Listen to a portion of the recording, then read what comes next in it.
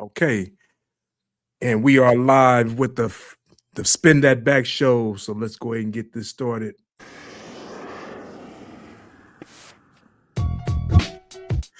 So once again, we're back with the Spin That Back show, the last show of the year 2025.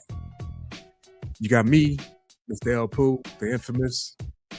We got Mr. Nice Guy on here, and we're gonna end this year by celebrating one of my favorite producers of all time. In fact, let me turn this off real quick.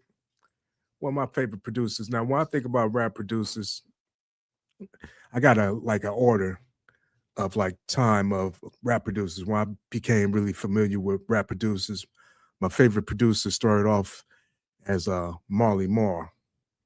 Ugh, that's a good one right there. Yes, sir.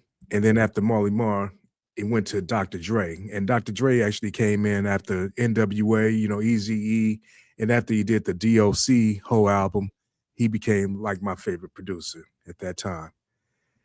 And then I started realizing that Erick Sermon was doing so much stuff after he did, the Redman album. I realized he was doing a lot of stuff for EPMD and stuff like that. And then he became one of my favorite producers. And that's what we're going to talk about today, Erick Sermon as a producer. What's going on, Mr. Nice Guy? Chilling, man. Very interested to see how this is going to play out, man. Erick Sermon, it's amazing how much more he was involved behind the scene that I knew. You know what I'm saying? It's like once I go and revisit and go back and realize that, it's sort of like how I listened to Mobb Deep and didn't know that the dude that was creating the tracks was Havoc. You know what I'm saying? And that Shook Ones is arguably the greatest hip hop song of all time, production wise. You know what I'm saying? It's just as far as a clever thing, but I'm just saying that it's amazing to hear what Erick Sermon was this person doing all of this stuff, and just great discography. So salute to E Double. Yes, sir.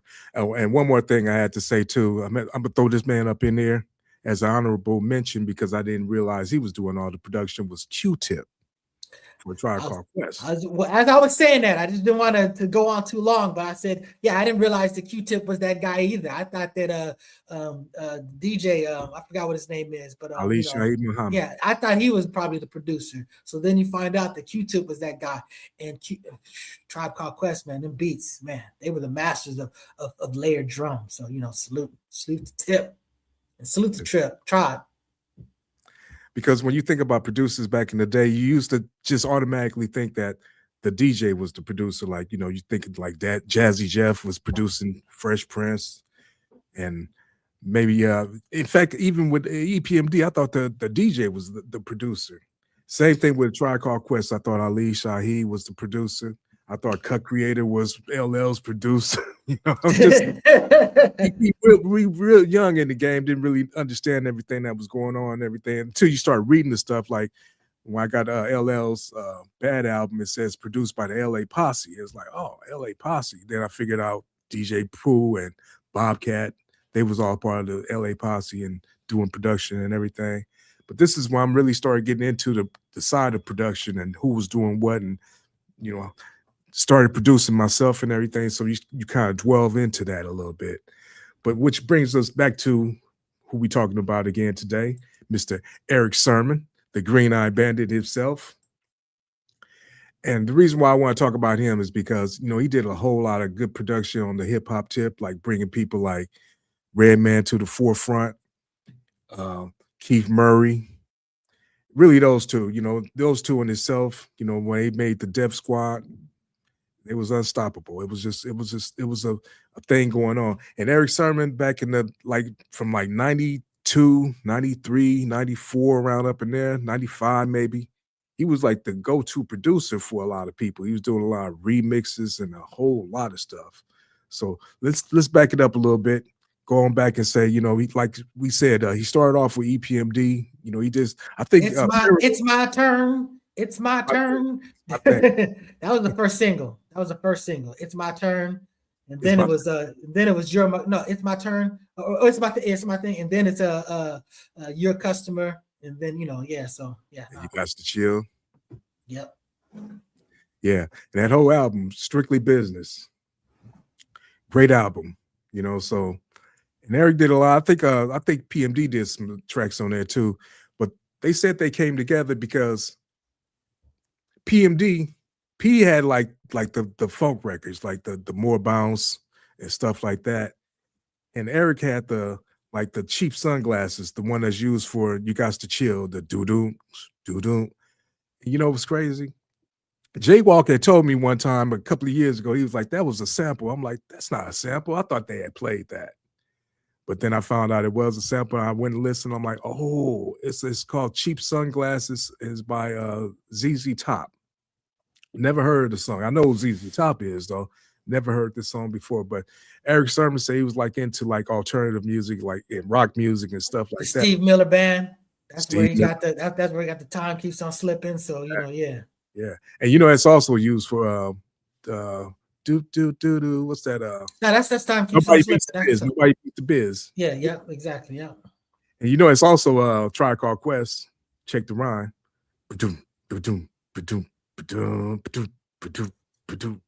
Oh yeah, that's dope. Yeah, I didn't even think about that. They just basically, that sounds like they sampled that directly from Marley, right? You're saying that the Nobody Beats the Biz, or you're saying that that's from the original song? They probably sampled it from the original song, or they could have took the sample, but you can just do it, like on the MP, you just keep on hitting it, keep that same effect. But yeah. Oh, here comes Mr. Walk. Mr. Walk is in the house. What up, fellas? Mr. Walk, what's going on with you, bruh? I was just letting Mr. Nice Guy know that you was the one that told me that You Guys to Chill was a sample. The doo-doo. Yeah. No, you're a customer. I mean, you're a customer, excuse me. You're a customer. I'm like, time keep on slipping. I know. I know time. Yeah, I know that part right there. Of course, I knew that right there. But I didn't know that the actual beat was actually the baseline, the thing that Jodeci used as well. You know what I'm saying? So yeah. Yeah, it sounds exactly. If you listen to it, it sounds exactly like they didn't even change nothing. Yeah. Mm-hmm. Well, that was the thing back then. You pretty much were just looping. So you didn't get to chop until you were getting sued. And then you were trying. That's when you were trying to just use as little as much and then make it seem as different as you could. So that's what happened. Yeah, I think the Bomb Squad was the ones that really started chopping up stuff like nobody else at the time. Well, actually, you know what? Paul C too. Paul C was doing a lot of good stuff too. Yeah, for sure. But Erick Sermon did do a lot of sampling. In fact, let's go on to like after EPMD and everything. The next person he actually produced was like Redman's first album. Let's say he produced mostly that whole album, because I think Redman might have did a couple of tracks on there himself. But you start with that album right there. One of the greatest samples was that Tonight's the Night, right? Oh yeah, that's that one. Damn. Y'all know what that sample is? No. I had a box of cassettes. Somebody had left a Isaac Hayes cassette over there. I listened to the whole thing, and I heard that song on there. I'm like, whoa, it's Isaac Hayes. It's called A Few More Kisses to Go. I'm like, damn. But Erick Sermon just sampled that up. Man, that was a clever ass sample. And it's been used over and over, like Blackstreet and a whole lot of other people that sampled that same old beat too. Yeah. Yeah. It's hilarious when you see when you don't expect it, and then you hear the source of where a lot of these samples come from. You know what I'm saying? Because some of the stuff is obscure. Some of the stuff is coming out of like the stack of beat breaks that a lot of the DJs had back early in the days. But a lot of that stuff is obscure. So salute to those dudes that find it. That was the whole digging in the crates thing. That you tried to be that guy to find something everybody else didn't have. So salute to that. Yeah. Or you take something that somebody didn't already did and just flip it over, do something different. But the best thing about Erick Sermon productions are, like we were saying, You a Customer. That's been used by so many people. It's been sampled. He said he gets about 240,000 every 3 months from somebody that actually sampled it recently. What I mean by recently was like within the last 10 years or whatever. But he said he's still making like damn near $1 million a year off that, just that one sample. Residuals. Right. That's the beauty of being a producer. You know what I'm saying? You tend to get more of that to eat off of. Artists tend to eat off the tours. Producers can eat off the songs. So that's what's up. Yeah, that's what messed up with Pete Rock and CL Smooth. Pete Rock is out there making his money, as a producer. CL Smooth needed to be on the road to make his money. Yeah. But hey, that's something that Erick Sermon spoke about as well, when he said, as far as like producing and these classic songs that they made years ago, he's worried about today's generation. He's like, how are these dudes going to eat in 20 years? How are they going to eat? Making all this trash music. We're not going to be listening to a lot of that bullshit that's coming out, all these quick songs that flash in the pan stuff. In 20 years, these dudes are going to be older, in their 40s and 50s. What are they going to be doing? Because like Erick Sermon, he get them residual checks for songs and productions, and every now and then they do a show if he wants to, if it makes financial sense. But he's very concerned about that, and that kind of hit me hard just to hear about that. Like how, like I'm like, how are they going to eat? Like if you're not like a Kendrick Lamar or a Drake or Future that put out some real good music in this era right now, what you gonna be doing in 40 years? What you gonna be still talking about the trap house and the bitches and hoes? Yeah. Well, the good thing about that, or I should say, it's not the good thing, is that a lot of those people don't live, so that kind of solves that problem. So it's a dangerous game. Yeah. Let me say this much: Erick Sermon is like the blueprint of what a producer should be, because he's been doing it for a long time, and he's still doing it, and he's still putting out quality music. Now, you can say Premier is a hell of a producer, which he is, you know what I'm saying? But Premier is he's more or less a boom bap hip hop dude, you know what I'm saying? He did do an album with Christina Aguilera, but it was I didn't even hear the whole thing, but I heard that one song. It was dope. It was dope, but it just didn't really fit, you know what I'm saying? But Erick did some R&B stuff and everything too, a whole lot of remixes back in the 90s. He did a lot of remixes, like for Blackstreet and Tony Braxton and a whole lot of other people. Alfonso Hunter and that other dude that was from Blackstreet. I can't even think of his name right now. Damn. Yeah, it's on the tip of my tongue too. But Paul. But he made some, Dave Hollister. Dave Hollister.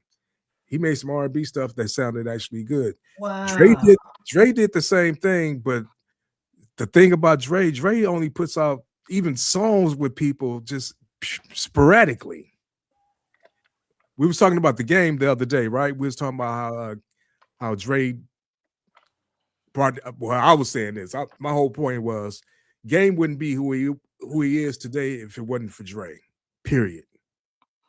I mean, he released him, right? I mean, that's a big. Yeah, he's a big part of that. And once he started working with Dre, he kind of it didn't do the same. His whole business model was kind of messed up, because then he made it, for whatever reason, he decided to be an enemy of 50. And once he became an enemy of 50, and Dre and him, and they're fully invested in 50, that basically made you persona non grata. You know what I'm saying? That was against your financial interests. Not to mention he was such a troll and a dominant force in the game.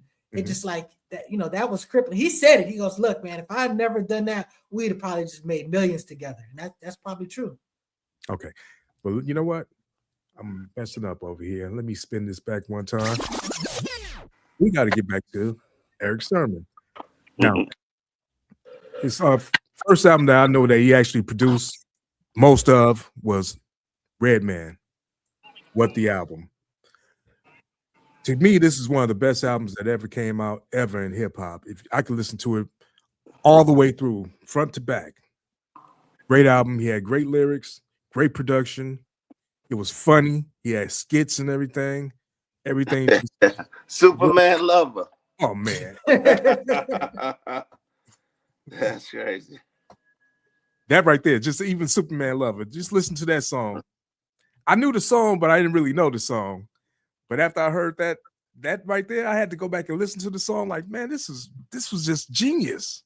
I know a whole lot of people that heard that, and why didn't nobody actually loop that before? You know what I'm saying? Mm-hmm. Actually, if you did, you probably wouldn't have did the same, because he just put that together so well. And then he put that James Brown up in there, and then went back to it to end the song. hell of a story. And then they ended it up with that all around the world for the phone, just that little instrumental part. Mm-hmm. Dope album. Erick Sermon did that. How'd y'all feel about that first Redman album when you first heard it? What was that, 94? That shit was tight. Was that, I think it was 94. 92. 92, yeah. It was tight. I didn't have it. I never had it. I didn't buy it, but I definitely heard it, borrowed it. I used to borrow tapes and shit. But yeah, it was classic. I thought Redman was gonna be like an LL Cool J. You know what I mean? And he is like LL Cool J. Think about it. This is the dude that Eminem says is the greatest rapper of all time. Wow. You know what I'm saying? And that's Eminem that's saying that. That's that's a lot of cachet right there. So that lets you know that Redman is that dude. You know what I'm saying? So yeah, just to be this first project, with Erick just to put in the work and just really, what was so great about that era? It wasn't just enough to just put out a song, but just an album was really sort of like a big a total organism where you put your little skits, you put your little this, and of course there was a time where you weren't really worried about paying for all of these samples, so you can really go crazy and stuff and just and pile all these things in there. But yeah, no, they're really an absolute work of art and sort of just like a capture of that moment in time, just what was going on, just where everybody was, so it's dope. Okay. So I'll say he is like LL Cool J because of his consistency, and he's still making stuff today. Because if you listen to the stuff he be dropping on the internet and everything, it still sounds good, real good. He got his own style. He never deviated from his style. He got those punchlines. I like Redman's one of my favorite rappers, period. Straight up. Mm-hmm. But Erick Sermon actually put him in position to do that, though. Now, he also put Keith Murray in position, too, but Keith Murray just something going on with that dude psychologically or, with the drugs or whatever the case is. He didn't have a personality anyways. That the big part of what Redman was, he really got that personality that it's not just enough that he's a dope rapper. It's not just enough that he's got a dope cadence. It's not enough that he's got dope lyrics. It's not enough that he's witty and whatever, but he's got a whole lot of personality. It's a whole package. You know what I'm saying? So that's a tough place for Keith Murray to compete with, Well, when you heard Keith Murray, you probably heard him on Hostile on EPM, on Erick Sermon's album. Yeah. But when you heard that most beautifulest thing in the world, when I first heard that, I was like, this is the dopest. And then it was just that he just took that, like you say, he just took the loop, the Isley Brothers and everything. And at that time, he just took the name. He just went with the name. I was one of the first guys that just was like, my name is just my name. I'm not, what I'm saying? Everybody's got their little pasta noose or whatever and stuff like that. And he's just like, it's Keith Murray.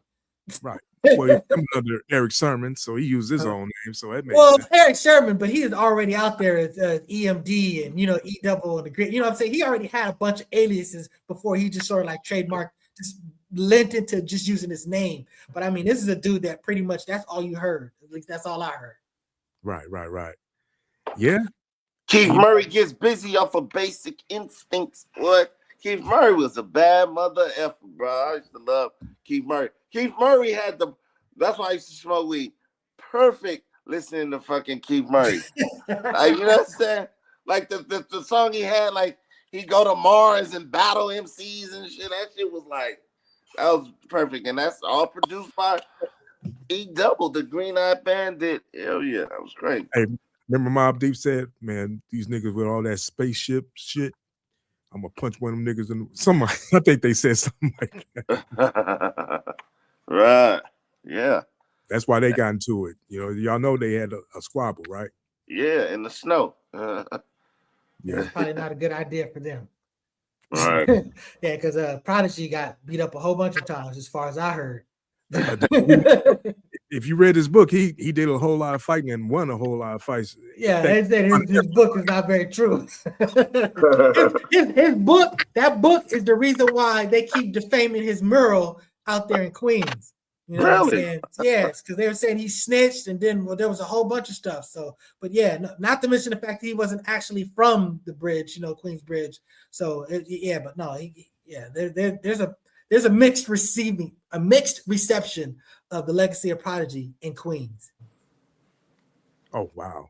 Yeah, we think of him as Queens. He big up Queens. He was a champion for Queens. You know what I'm saying? And a dope. I don't care what about happened in his. He was a dope ass rapper. You know what I'm saying? Dope ass contributor to the culture. But you know, again, I'm an outsider looking in, and I didn't know that he wasn't actually from Queens. You know, Havoc was from Queens. He visited. No, I think he was from Long Island. I heard actually. He wasn't from the projects. He wasn't from the projects. From the bridge, the bridge, the Queensbridge projects. No, he actually lived a pretty pampered life. You know what I'm saying? He had it pretty good.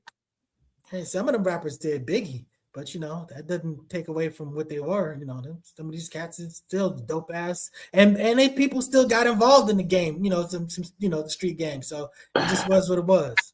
All right, let's get back to spin that back to Erick Sermon. When you first heard Erick Sermon rapping, when I first heard him rapping, he was the sleepy one. That's like relax your mind, bitch. He was dragging. He was that list. Dragging. He got a list. Talk with a lisp. But that made his style tight too. You know what I mean? Like my favorite is one of the tracks from Erick Sermon where he's spitting is Get the Bozak P. You know what I'm saying? Like Get the Bozak, that song is hard because it's more up tempo and he's spitting and he flowing with the beat and they're going back and forth. Like he used that to his advantage the way he talked. Like, you know, that's something like he probably grew up as a kid getting clowned about, but he used it to his advantage. It was part of his rap style. Loved it. Mm-hmm. Yeah, but he really stepped it up around the second and third album. He really stepped up his rap game and everything. Yeah. And because I thought P was the man, then I started listening to Erick. He was the man. He was the man, and Erick Sermon evolved beyond him. That's why I look at KRS-One. To me, KRS-One was a dude that was a dope dude from the beginning, but this dude somehow managed to evolve and get better and still, you know what I'm saying, to stay on top, to go beyond what he was. And Erick Sermon, the cadence, the energy, like in the beginning, like you said, he was really super laid back and whatever. Then you got to the part where he just like, I mean, he's, you know, yelling for his type of thing. It'd be like the equivalent of yelling for him, you know what I'm saying? Just high energy guy, high just, you know, cadence, you know, presentation guy. So yeah, he figured it out. Okay, then EPMD broke up and they formed their own little thing, Def Squad. You still had the Def Squad, and then you had Def Squad, and you still had the Hit Squad, which was PMD's, which was what PMD, Das Effects, and K Solo. And Redman, Erick Sermon, and Keith Murray eventually was Def Squad. Then by 93, whoa, hold on, not that one. Hold on. Yeah, by 93, Erick Sermon had released his first album, No Pressure. All in the mind. It's all in the mind. That was my shit right there. But before that came out, he came out with a single, Hitting Switches. It was on one of those soundtracks back in the day. I forgot which one it was on. Think Who's the Man or something? Or Probably was. But when I first heard that, I was like, yo. And you know what? It's crazy. You know, he used the exact same beat that Lords of the Underground they used for Funky Chop. Y'all remember Funky Chop? Oh yeah.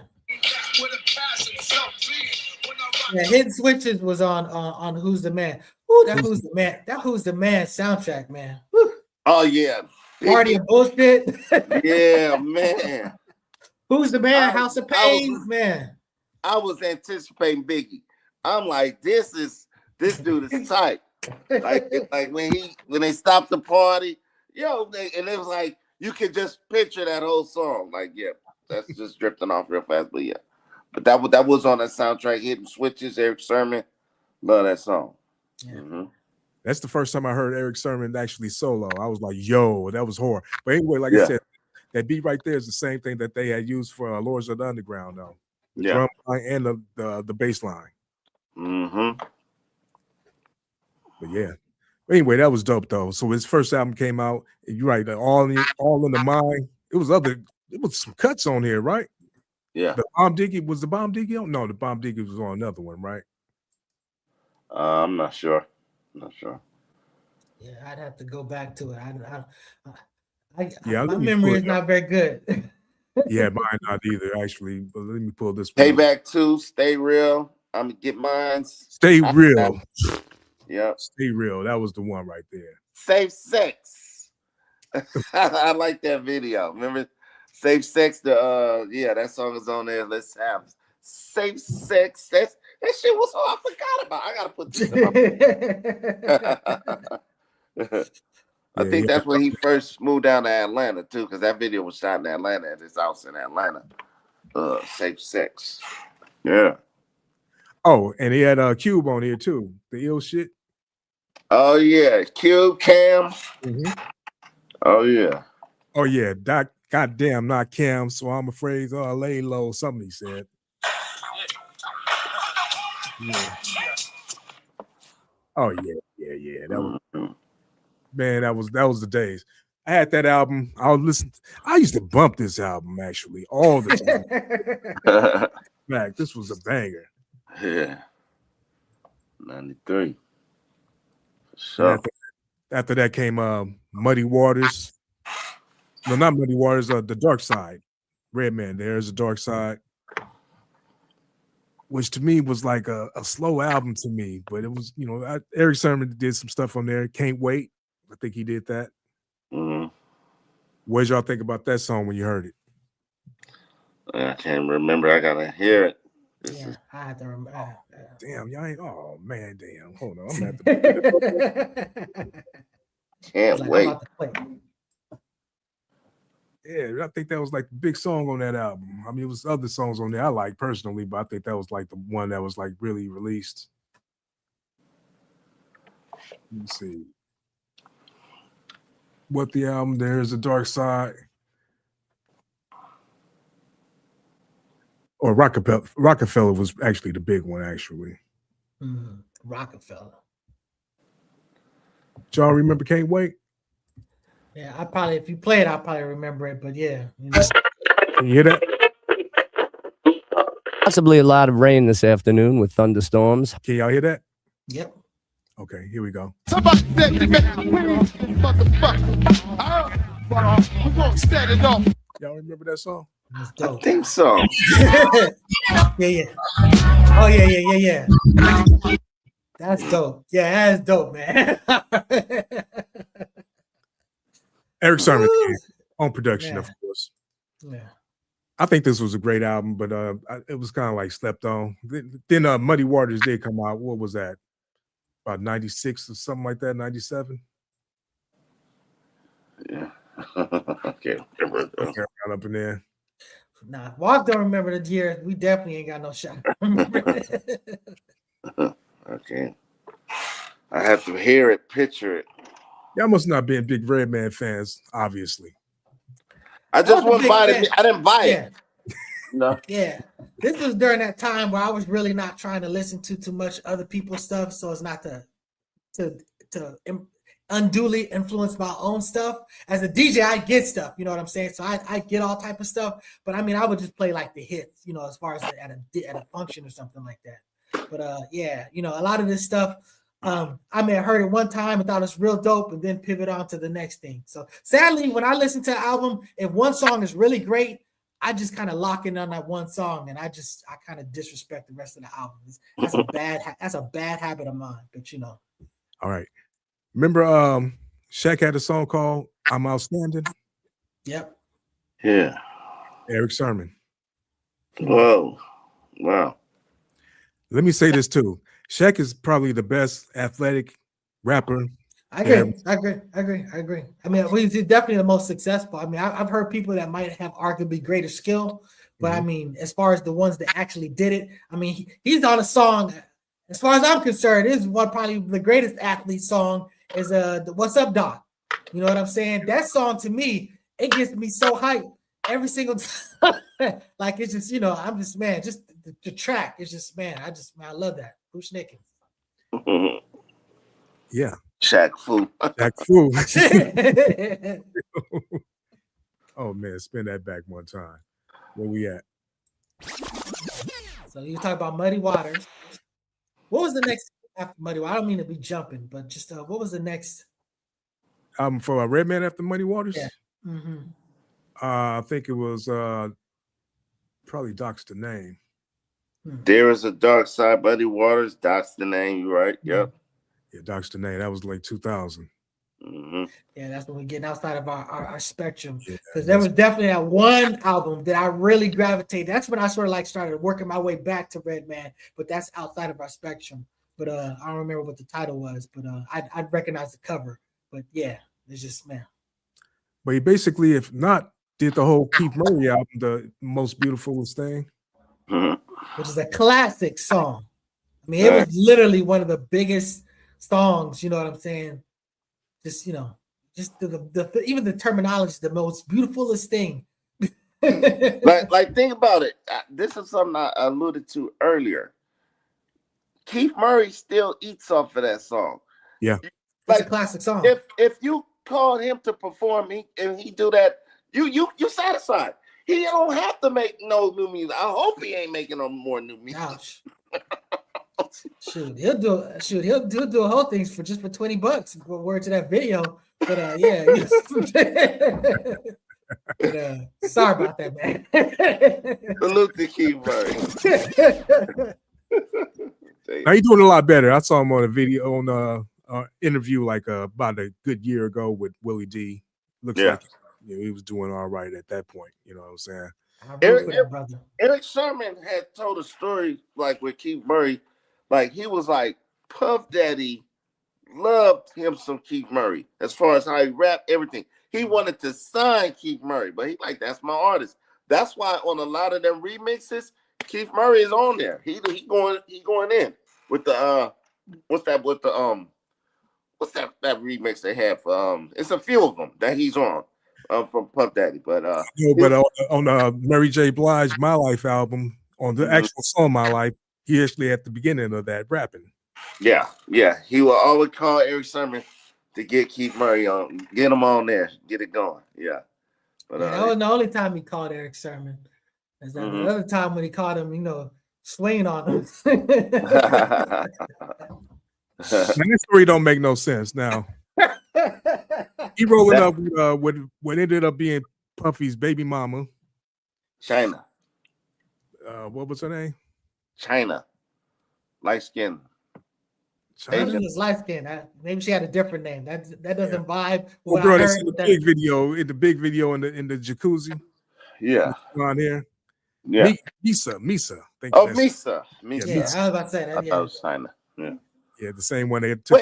Wait, but let's get to that story. To me, that story makes a lot of sense. Thank you, Walk.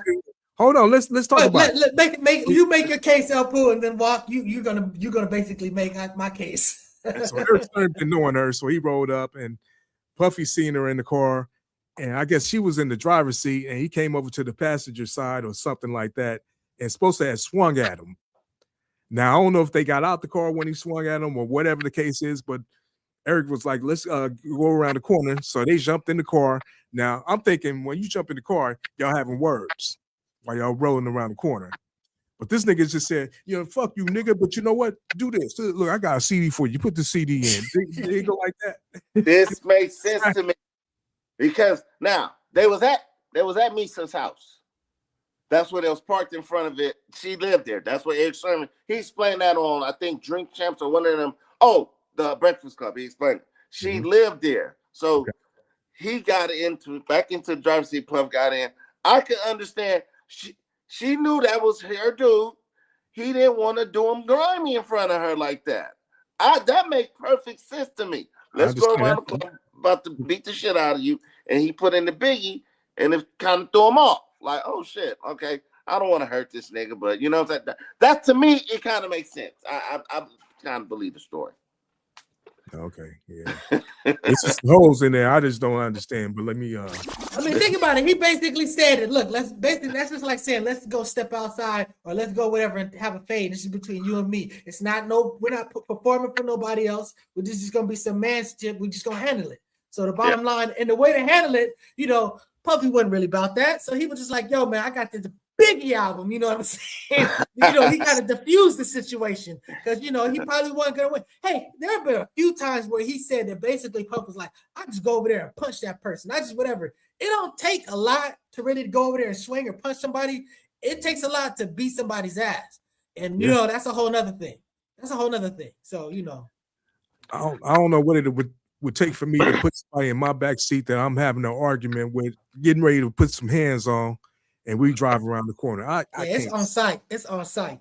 Yeah, I can't say that. You swing on me right there and there. It's on site. We're not going nowhere.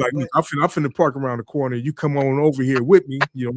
Come on over here and let's go have a discussion. On site. He swung. The fight and started already. Yeah, you ain't getting in the car with me. That don't make sense. Sitting behind me too. It makes sense. Yeah, but it makes sense. But yeah, I get it. People are different. Yeah. Well. Yeah. Yeah. Look.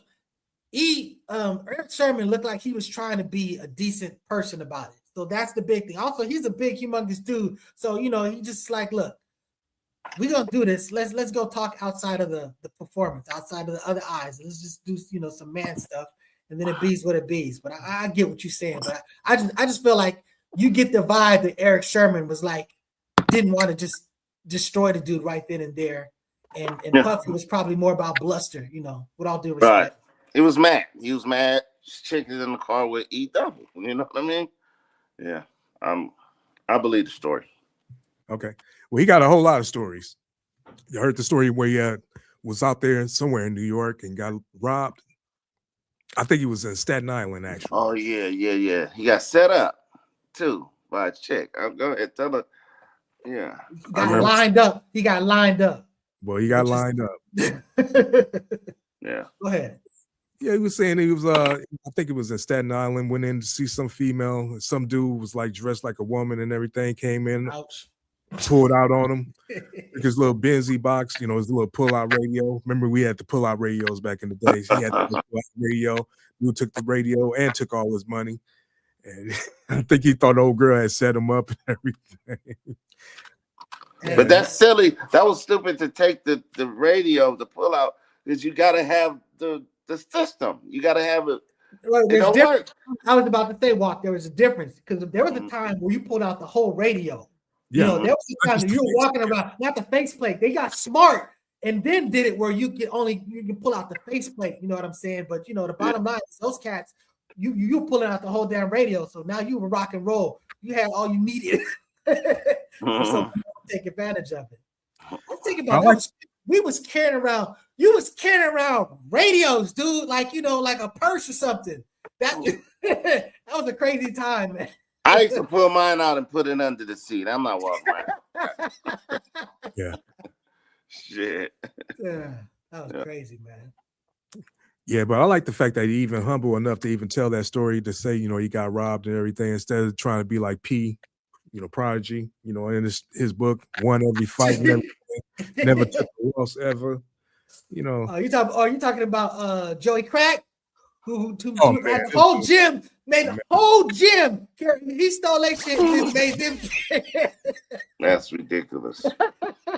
Hey, you talking about something you don't believe, Elpo? I call bullshit on that one, right? That's crazy. He's entertaining. They would have jumped his ass. Once he got to his location, they would have jumped his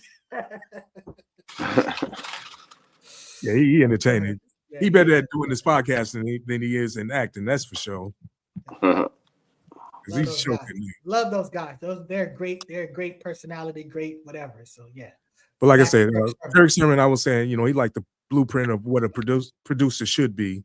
You know what I'm saying? Because he stayed in his lane, kept doing his beats and everything, worked with all kinds of artists.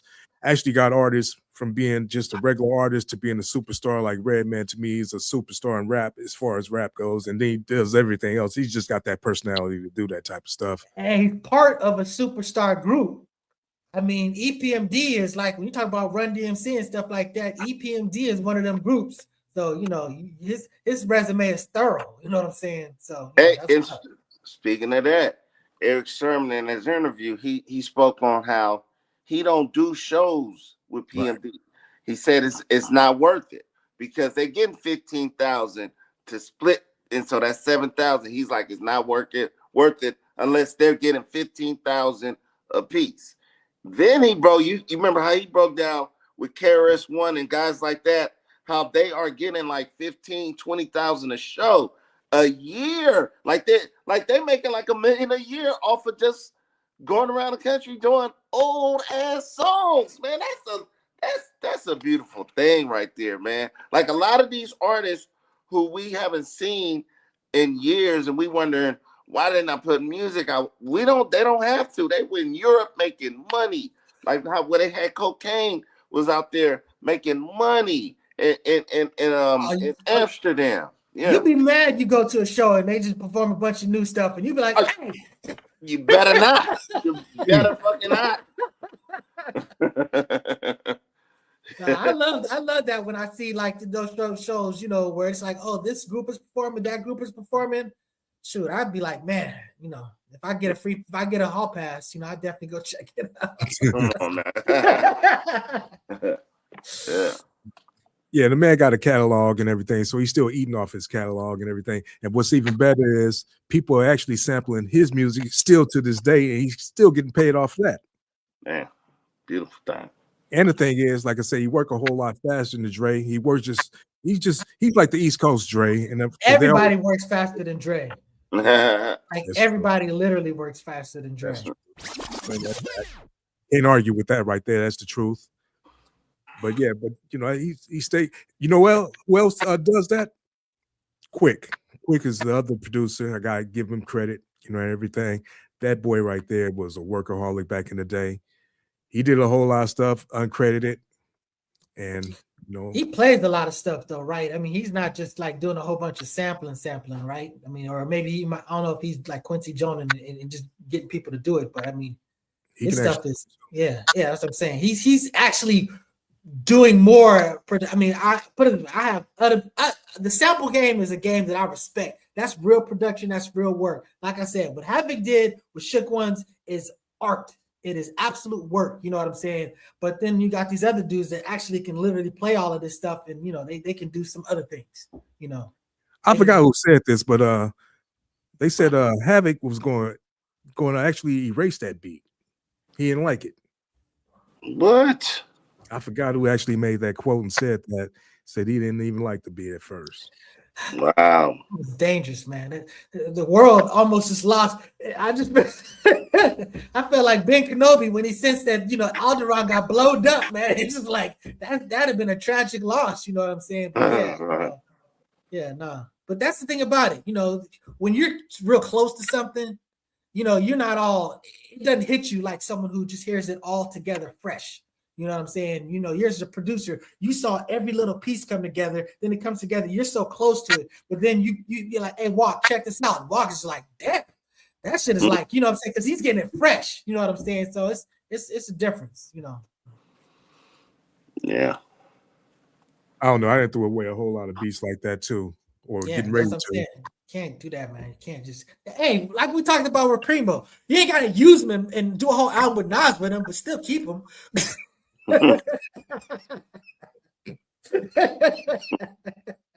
Oh, that was a low blow right there. Nas, how the hell did you unbeat Primo? What the hell, man? Man, we respect Nas and Primo. We love what y'all doing and everything. We but you know, like I said, you gotta listen to Nas. You know what I'm saying? Sometimes you gotta kind of like ignore the beat a little bit and just listen to That's sad. That's effing sad, but it's true. He's Nas, you are that dude. Primo, you still that dude as far as I'm concerned. I was terribly disappointed with that project. Yes, sir. And just to speak on, you know, Erick Sermon do got a whole new project out there right about now. It's called The Duos, something like that. Dynamic Duos, actually. It's called, Dynamic Duos. He got a track with, I just heard this on the internet a couple of weeks ago with MOP called Sidewalk Executives. And it sounds just like a MOP track too. So is that really a duo? Well, it's like him as a producer, I guess, with, you know, the groups that he worked. Okay. I got you. That's what I think that would be. Because, you know, he got a whole album with, you know, just nothing but features, basically. Mm-hmm. So you got MOP, Method Man, Redman, of course. Another classic song of a classic song, Anti Up. I don't care what anybody say. Wherever they perform, they got to do Anti Up. Them the rules. Yeah. Some people are controlled by certain stuff, you know what I'm saying? So I guess that's what that is. And you know, you got Snoop on there, Nate Dogg. Damn, he must have some old Nate Dogg stuff. Public Enemy, Cypress Hill, and other, I guess. That's a nice Dog collection. Pound. Salt and Pepper. No, I'm looking at it right here. Okay. No, that's there you tough. go. Salt and Pepper. You know what? I'm about to go get that. I'm about to download that. I'm going to purchase that after the show. That's way too many people to not be giving props to. Helter Skelter. Damn, that's what up. Le Fleur. Yeah. So yeah, that's what it is. So like I said, this is the last show of 2025. Y'all got anything to say about what went on in hip hop this year? Like, oh yeah, let's give props to the old school. Oh man, old school's been showing them the youngsters how to do it. You know what I'm saying? It's been great, man. I've been purchasing albums. I'm not talking about streaming. I want them to get whatever, and it's been great. I probably bought more albums this year than I bought maybe any year. You know what I'm saying? That's just hey, salute to you for doing that and you know, to support the artists, but I can't join you on that, man. Like, I ain't bought no music since 2012. Last CD I bought was Kendrick Lamar. I had to buy that Tangible CD. I bought Kendrick Lamar, Good Kid, Bad City, and that was the last time I bought an album. Sorry, that's just the truth. They gotta think of something else to do, man. They gotta think of something else for them to get their money. Sorry. The last physical album that I ever bought was Tribe Called Quest. They sold that at Best Buy. That one that they came out with just a few years ago. That they actually sold that at Best Buy. So I was like, I'm actually about to buy a physical. So yeah, that was it. Everything else been digital. Yeah. Last thing I probably bought was probably something like Love Jones or something way back in the day. The soundtrack. Yeah, exactly. Hey, as a DJ, that was the thing about it. I was getting all the music back in the days, but I wasn't paying for it because I was just getting it. You know what I'm saying? So that's why. But yeah, I definitely bought more albums than I probably ever bought in any particular year. Wait, it just came to me. Who was talking about you need to buy CDs again? Daz Dillinger. He has it where you can order a CD, he signs everyone and mails it out to you like that. Mm-hmm. That ain't gonna last long, bro. That's cut that bullshit out. I know you're getting your money, but I ain't buying shit like that. I don't even want to hold the CD or none of that. Where am I gonna play it?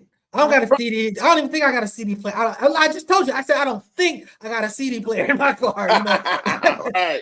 What I do got is a USB port. So you know that's what or my phone. I remember about 8 years ago, Big Bro came out here. He had the rental car, and I had like a bunch of CDs. We're gonna listen to this music. So I get in the car, and I'm like, "Where the CD player? The car didn't even have a damn CD player." I felt like a fucking dinosaur, come on, man. Exactly. Tyrannosaurus Rex. You pulled out the 8-track. Oh my Lord. I got a cassette player in my car. Come on now. Oh, that's old school right there. I'm playing. Yeah. All right, but anyway, so just wanted to give props to EPM. Excuse me, not EPMD. Erick Sermon as a producer and everything. I just think he's been influential. I think he's the blueprint of what producers need to be, not only in hip hop, because like I say, he did R&B and everything too. I know there's other producers that do that type of stuff, but he did a little better than not more consistently than people in the 90s, you know what I'm saying? And he got one other thing I want to say too. He did get that big old deal from Clive Davis. What did he do for that? No. I'm gonna say that. Don't do that. How dare Clive Davis won't. dare you? How dare you? How bloody dare you? What did Clive Davis want? Double. Come on now. He's been a stand-up dude, pretty much the whole time, with the exception of that whole PMD robbery incident. You know what I'm saying? So, you think you're guilty on that? Yeah. Trying to get his money, man. Yeah, well, I ain't got no opinion on that one right there. Yeah. Anyway, with that being said, let's go ahead and check on out of here.